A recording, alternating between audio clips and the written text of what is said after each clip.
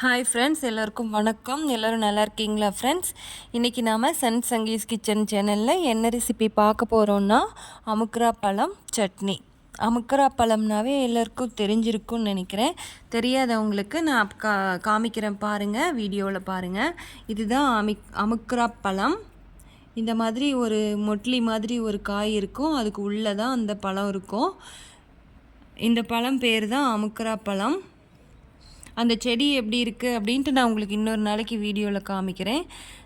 இந்த செடியில் இருந்தது அந்த காய் பொறிச்சிட்டு அந்த காய் இந்த மாதிரி ஒரு பழம் உள்ளே வச்சுருக்கோம். இதுதான் அந்த பழம், அமுக்குரா பழம். இது அமுக்குரா சூரணம் அப்படின்னு சொல்லி பேக்கெட்லாம் கூட நம்ம நாட்டு மருந்து கடைகளெல்லாம் கிடைக்கும். இந்த அமுக்குரா பழம் நம்ம உடம்புக்கு அவ்வளோ ஸ்ட்ரென்த்து கொடுக்கக்கூடியதுங்க. இது நம்ம நரம்புக்கு ரொம்ப ரொம்ப ஸ்ட்ரென்த்து தரக்கூடியது. வயசானா கூட நரம்பு தளர்ச்சி வராது. இந்த பழம் நம்ம சின்ன வயசுலேருந்தே சாப்பிட்டுட்டு வந்தோன்னா எப்படியும் மாதத்துக்கு ஒரு தடவையாவது இந்த பழத்தில் சட்னி செஞ்சு சாப்பிடணும். அப்போ தான் நம்மளுக்கு ஸ்ட்ரென்த்து. அப்போ தான் நம்மளுக்கு நரம்பு தளர்ச்சி வராது, கை கால் நரம்பு வலியும் வராது. இதில் அவ்வளோ ஸ்ட்ரென்த் இருக்குங்க. ஃபஸ்ட்டு இந்த சட்னி செய்ய தேவையான பொருள் என்னன்னு பார்க்கலாம். கடலைப்பருப்பு, உளுத்தம்பருப்பு, கருவேப்பிலை, தக்காளி, பெரிய வெங்காயம், சின்ன வெங்காயம், அப்புறம் வரமிளகாய். இது எல்லா பொருளும் நாம் எடுத்து வச்சுருக்கோம். அது கூடவே தேங்காயும் எடுத்து வச்சுருக்கோம். இந்த சிம்பிளான பொருட்களை வச்சு தான் நாம் இன்றைக்கி அமுக்குரா பழ சட்னி செய்ய போகிறோம். சட்னி சூப்பராக இருக்குங்க. தோசைக்கு, இட்லிக்கு, சப்பாத்தி எல்லாத்துக்குமே சூப்பராக இருக்குங்க. அடுப்பு ஆன் பண்ணி பேன் வச்சுட்டு சூடேறினது எண்ணெய் ஊற்றிக்கலாம். எண்ணெய் சூடேறினது தக்காளி நாம் எண்ணெயில் தான் வணக்கிக்க போகிறோம். ஏன்னா தக்காளி நல்லா வணக்கிட்டால் தான் இந்த சட்னி டேஸ்ட் அதிகமாக இருக்கும். நல்லா வணங்காமல் தக்காளி இருந்துச்சுன்னா பச்சை வாசனை அடித்த மாதிரி அதனோட டேஸ்ட்டு கொஞ்சம் வேறு மாதிரி வந்துடும். அதனால் எந்த குழம்பு நம்ம வச்சோன்னாலுமே தக்காளி மட்டும் நல்லா வணங்கிடணும். தக்காளி எந்தளவுக்கு வணங்குறதோ அவ்வளோ டேஸ்ட்டு கிடைக்கும் நம்மளுக்கு. தக்காளி வணங்கிருச்சு பாருங்கள். இப்போ நம்ம கடலைப்பருப்பு கொட்டிக்கலாம். அடுத்தது உளுத்தம்பருப்பையும் கொட்டிக்கலாம். கொட்டிட்டு நல்லா கிளறிக்கலாம். கடலைப்பருப்பு, உளுத்தம்பருப்பும் அது கூடவே அப்படியே கொட்டிக்கலாம், ஏன்னா அப்படியே அது வெந்துடும். அடுத்து வெங்காயமும் வரமிளகாவும் வச்சுருந்தோம்ல, அதையும் அது கூடவே நம்ம கொட்டிக்கலாம். அதுவும் அப்படியே இது கூடவே சேர்த்து நல்லா வணக்கிக்கலாம். வெங்காயமும் பச்சை வாசனை போகிற வரைக்கும் நல்லா வணக்கிட்டோன்னா தான் டேஸ்ட்டு சூப்பராக இருக்கும். சின்ன வெங்காயம் நம்மக்கிட்ட கம்மியாக போட்டிருக்கிற மாதிரி இருக்குது, அதனால் நம்ம கூட ஒரு பெரிய வெங்காயம் கட் பண்ணி போட்டுக்கிட்டேன். உங்கள்கிட்ட நீங்கள் சின்ன வெங்காயம் வச்சு நிறைய இருந்துச்சுன்னா நிறைய அது கூட நாம் தோல் உரித்து போட்டுக்கலாம். சின்ன வெங்காயம் சரி டேஸ்ட்டு கொடுக்கும், உடம்புக்கும் நல்ல ஸ்ட்ரென்த்து. அதனால் நீங்கள் சின்ன வெங்காயம் யூஸ் பண்ணுறதே நல்லது. நல்லா சின்ன வெங்காயம், பெரிய வெங்காயம் எல்லாமே பச்சை வாசனை போகிற வரைக்கும் நம்ம நல்லா கிளறிக்கலாம். இப்போ அது நல்லா வணங்கினதுக்கப்புறம் லாஸ்ட்டாக தான் நாம் அமுக்குரா பழத்தை நம்ம அதுக்குள்ளே கொட்டிக்கிறோம். அமுக்குரா பழமும் கொஞ்ச நேரத்தில் அது வணங்கிடும். ஏன்னா குட்டி குட்டி பழமாக தான் இருக்கும், சீக்கிரம் வணங்கிடும்.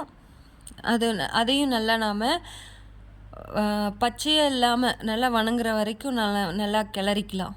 பச்சையாக இருந்தால் சட்னி சீக்கிரம் கெட்டுடும்.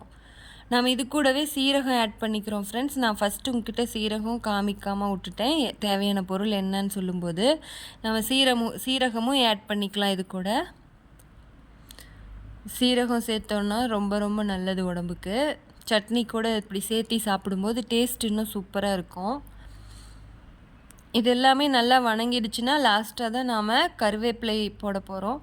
கருவேப்பிலை போட்டோன்னாலும் எவ்வளோ கருவேப்பிலை வேணாலும் போட்டுக்கலாம் ஃப்ரெண்ட்ஸ். நாம் இந்த பழம் சட்னிக்கு கருவேப்பிலையும் நிறைய போட்டோன்னா அது கருவேப்பிலை சட்னி மாதிரியும் இருக்கும், அமுக்குரா பழ சட்னி மாதிரி இருக்கும்.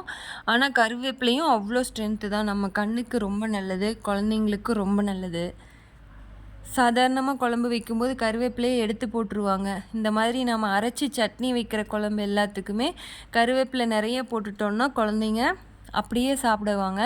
இப்போ இது நல்லா வணங்கிருச்சு ஃப்ரெண்ட்ஸ். இதை எடுத்து நம்ம ஆற வச்சுக்கலாம். அது அப்படியே ஆறிட்டுருக்கட்டும் ஃப்ரெண்ட்ஸ். அடுத்து நம்ம தேங்காவை ரெடி பண்ணிக்கலாம். உடச்சி வச்சுருக்கிற தேங்காவில் பெரிய மூடி தேங்காவை மட்டும் பீஸாக கட் பண்ணி நாம் ஜாரில் போட்டு ஃபஸ்ட்டு அதை போய் அரைச்சிட்டு வந்துடலாம். அடுத்தது நம்ம வணக்கி எடுத்து வச்சுருக்கிற பெரிய வெங்காயம், சின்ன வெங்காயம், தக்காளி, அமுக்குறப்பழம், கருவேப்பிலை இதெல்லாம் வணக்கி வச்சுருந்தோம்ல, ஆறிடுச்சு நல்லா. இப்போ ஆறுனதையும் எடுத்து மிக்ஸி ஜாருக்கு மாற்றிட்டு, இது கூடவே இப்போ நம்ம தேவையான அளவு உப்பு போட்டுக்கலாம். உப்பு போட்டுட்டு நம்ம நல்லா நைஸ் பேஸ்ட்டாக மிக்சியில் இதையும் அரைச்சி எடுத்துகிட்டு வந்துடலாம்.